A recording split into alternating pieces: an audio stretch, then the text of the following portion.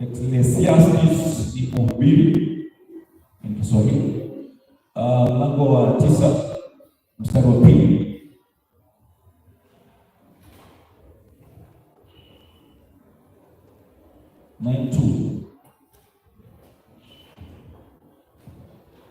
Nasema it is the same for all, since the same event happens to the righteous and the wicked, to the good and the evil, to the clean and the unclean, to him who sacrifices and to him who does not sacrifice. As the good one is, so is the sinner, and he who swears is as he who stands on oath. And these people, whether you are good or you are bad, sehemu yako ilikuwa ni katika ziwa la moto. Wanasifiwa. Kwa sababu there was no salvation back then. Until when God said, akwamba mwanadamu ataangamia katika mauti, ataenda katika jehanamu, ataenda mahala kwa mateso, mahala ambapo pana moto, akaamua ni kutoka nawe pekee, so that whoever believes apate nafasi katika uzima. Wanasifiwa. Wanasifiwa. Hebu tuangalie Psalms chapter number 89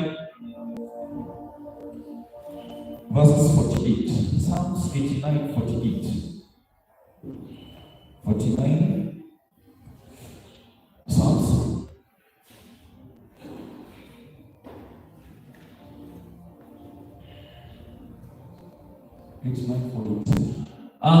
It says, what man can live and never see death? It's a question. Who can deliver his soul from the power of Sheol? Wanasifiwe. Hakuna, kwa sababu hakuna mtu ambaye angehepa mauti. Hakuna mtu ambaye angejiokoa kutoka jehanamu, kwa sababu wote walikuwa wanapotea, kwa sababu hakukuwa na Kristo ambaye aleta wokovu. Wanasifiwe. So katika neno la kale tunaona kwamba man was meant for hell, alikuwa aelekea kuzimu, na ni jambo ambalo Mungu aliangalia akaona kwamba if not good, akaamua kumtoa mwanawe pekee. Wanasifiwe. So that today we can celebrate, because we have faith that even if we are going to sleep tomorrow, but during the rapture tutakuwa katika utukufu wa Mungu pamoja na Kristo. Wanasifiwe. Wajikumbuke kuna wale ambao watakuwa katika mateso milele. Tuturudisho. Hello. So, point number 1. It's a place ready made because of Satan and his followers. Ni mahali ambapo pameandaliwa tayari kwa sababu ya Shetani na watoto wa wafuasi wake. Because even Satan, he has followers. Bwana Yesu asifiwe. Hello? Are we together? If you are together, just wave at me. Amen. In 1 John 3:8-10. 1 John, waraka wa kwanza wa Yohana 3:8-10.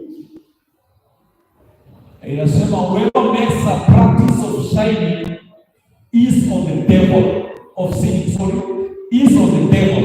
For the devil has been sinning from the beginning. The reason the Son of God appeared was to destroy the works of the devil. Wanasifiwe.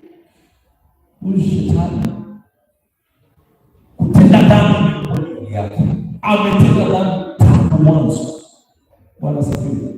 Kiangalia ina Ezekiel 38, kiangalia ina that is Isaiah. You see this Satan himself. From the moment he was at heaven until when he was brought to this world, he used to see